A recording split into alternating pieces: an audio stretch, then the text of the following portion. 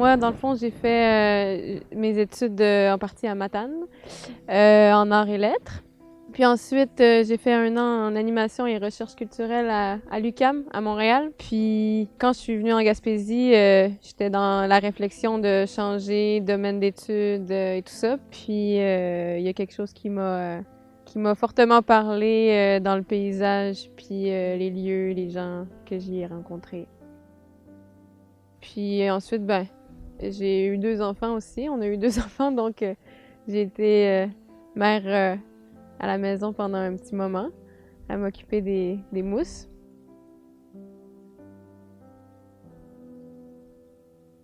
J'ai étudié en ingénierie, j'ai étudié aussi en informatique. J'étais chargé de cours à l'Université à Montréal un certain temps. Puis après, j'ai voulu transiger vers la campagne. J'étais à la recherche d'un terrain pour un projet de type agricole en 2009-2010, mais je cherchais en Montérégie. Puis je suis passé en Gaspésie voir des amis dans le secteur Cap-Nord, près de Saint-Anne-des-Monts. Puis je suis resté accroché, surtout à cause de l'ambiance puis du type de projet qui se déroulait là. Puis finalement, j'ai trouvé un terrain à Mont-Louis. Puis moi puis Emma, on s'est rencontrés, puis on a fondé une famille. On avait créé un organisme à but non lucratif qui avait comme objectif de partager des connaissances au niveau des savoirs artisanaux. Puis ben, on a fait du chemin avec ça, puis on s'est rendu compte que certaines personnes voulaient démarrer des entreprises avec les connaissances qu'il y avait autour de ces mêmes sujets-là. Donc on a changé de modèle. L'organisme est devenu coopérative de producteurs en 2016. Dans le changement de forme, on a décidé aussi de fusionner en quelque sorte avec la Pépinière des Pionniers, qui était une entreprise de production de plantes, vente et aménagement paysager, parce que l'entreprise était en croissance, puis elle avait besoin de plus de main-d'œuvre, puis de gens responsables du projet pour faire aller plus loin. Et puis, ça pouvait aussi être un moteur économique pour financer des démarrages des autres projets.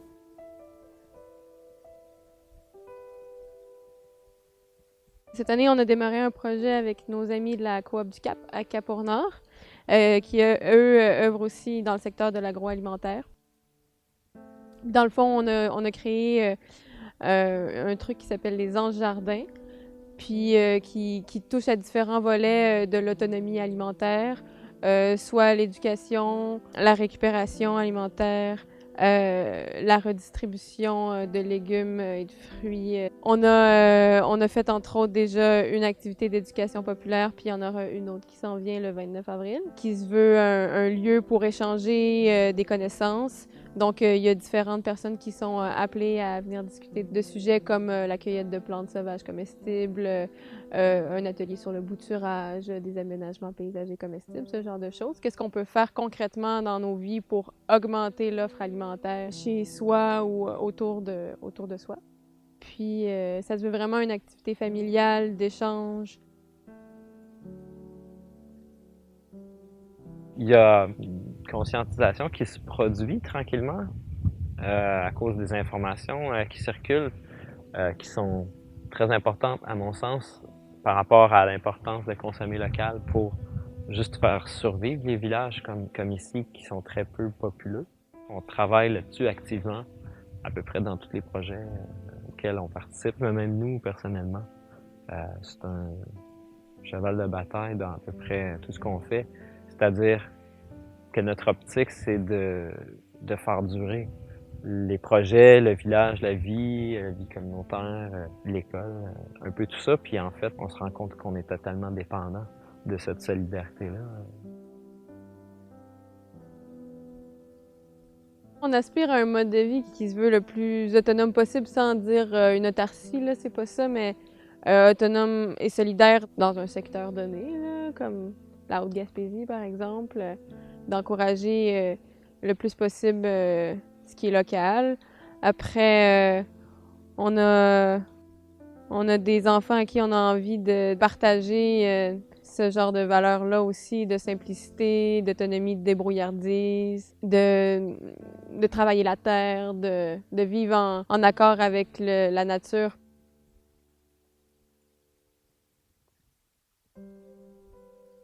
sais, notre but, c'est, comme beaucoup de gens, atteindre une qualité de vie, en fait. Par contre, tu sais, on a des principes qui nous viennent du désir que ce soit durable, que ça puisse juste se répéter pour les prochains. Puis c'est ça qui fait qu'on choisit de consommer moins de produits neufs, de produits jetables, de gaz, de tout ce qui est très énergivore à produire puis qui est souvent pas remplaçable indéfiniment. Du coup, ben on fait le plus de choses par nous-mêmes parce que il s'avère que c'est comme ça que c'est le plus écologique, mais en plus, on développe nos connaissances pour la suite, puis on devient de plus en plus débrouillard, confiant, connaissant, puis ça nous permet d'être solidaires aussi, d'avoir ces connaissances ou ces outils-là à disponibilité. Puis, ben, ça peut sembler ardu de l'extérieur, puis c'est vrai qu'au début, ça l'est un peu, mais assez rapidement, c'est une sécurité qui s'installe qui est, à mon sens, beaucoup plus intéressante que celle d'avoir un gros revenu, mais les dépenses qui vont avec. C'est que on le sait que si on avait un bout de terrain avec du bois, on pourrait se construire une cabane puis vivre, puis probablement être heureux quand même. Mais on a plus que ça en ce moment, beaucoup plus. Entre autres parce qu'on veut partager tout ça avec d'autres, puis s'assurer qu'on est suffisamment nombreux pour vivre ensemble, puis avoir des services comme par exemple l'éducation, même accès à des soins de santé, etc. Des choses de base qui font partie de notre qualité de vie aussi.